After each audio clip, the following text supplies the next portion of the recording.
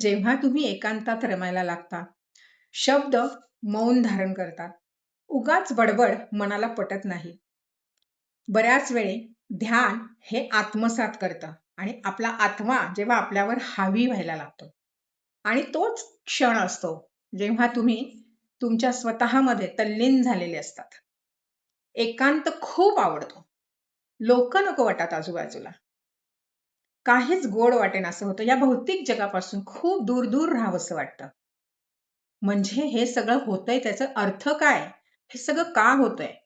तर हे सगळं यासाठी होतंय की तुम्ही त्या भगवंताशी, त्या एका अलौकिक ऊर्जेशी संवाद साधत आहात. त्या अलौकिक ऊर्जेशी कुठेतरी जोडले जात आहात.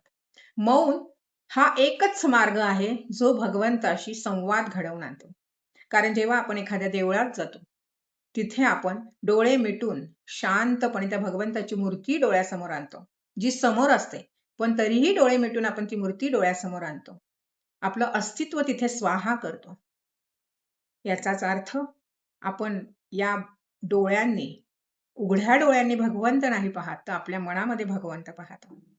आणि हीच ती चेतना आहे जी तुम्हाला भगवंताच्या फार जवळ घेऊन जाते. त्यामुळे जी शांतता तुम्ही आत्मसात केलेली आहेत, जे मौन तुम्ही सांभाळत आहात, शब्द फुकाचे वाटायला लागतात, शब्द नकोशे वाटायला लागतात, आजूबाजूला माणसं नकोशी वाटायला लागतात.